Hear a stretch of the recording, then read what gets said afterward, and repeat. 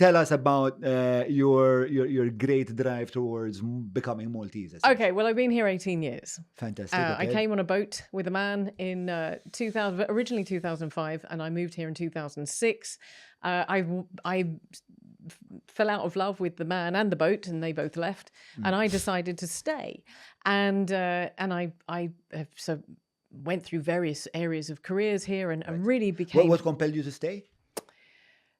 Well, Malta's pretty blimmin' awesome, isn't it?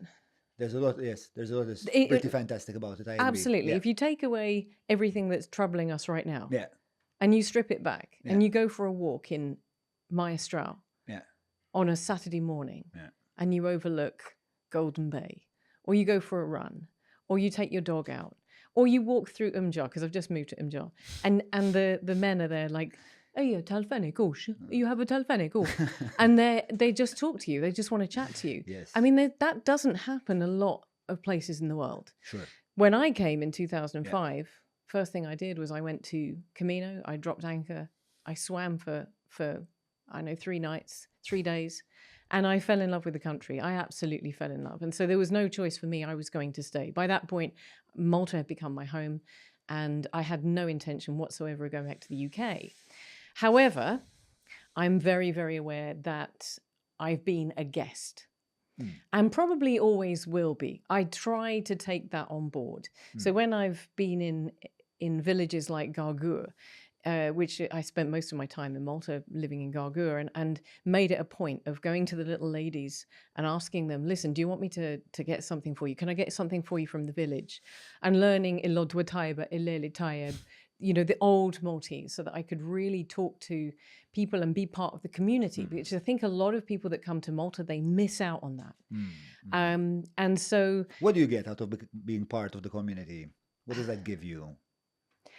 Look, we talk about integration. We talk about acceptance. You are never going to be accepted in a community unless you make that effort. Right. You can, as a foreigner, sit on the outside and you can enjoy Malta and you can enjoy the beaches but you'll never understand the culture and you'll never understand what drives Maltese people and the way that Maltese people are. I mean, you're talking about somebody who's come from the UK. So if you're going to be on time, you have to be 5 minutes early. Right. And that was a whole lesson when I came to Malta.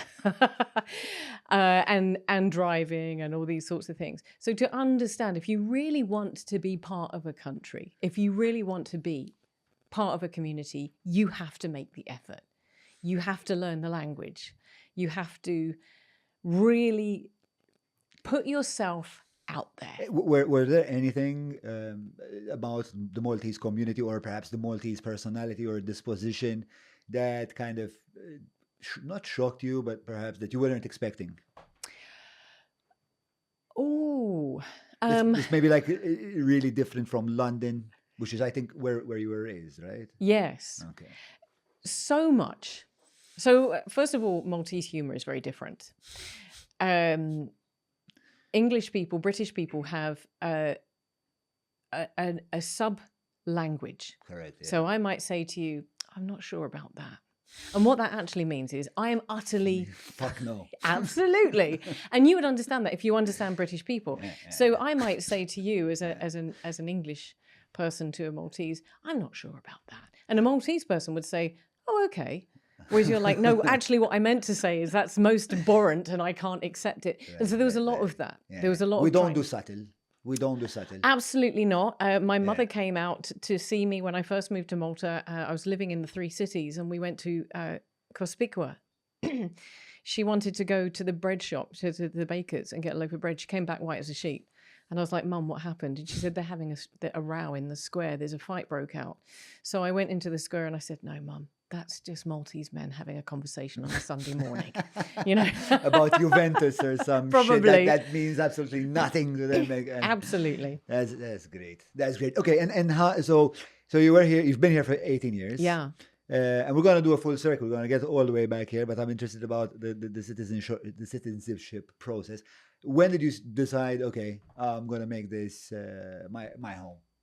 18 years ago. 18 years ago was the decision taken. Yeah. And did you start the citizenship process? No. Immediately? No. Maybe let me see where we're at now.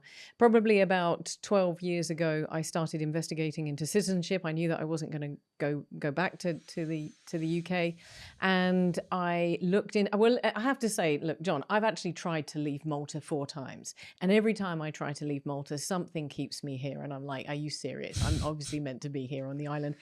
And I started looking into citizenship, and citizenship back then was 6+1. So that's 6 years you had to be in Malta for an EU citizen. Right.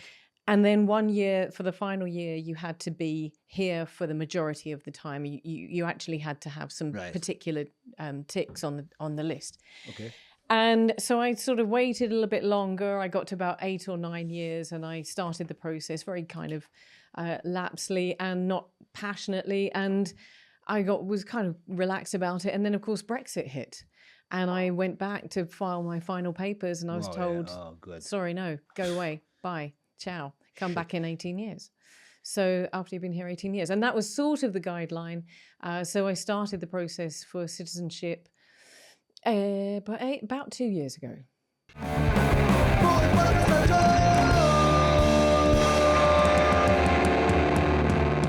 Mela, tlaqna?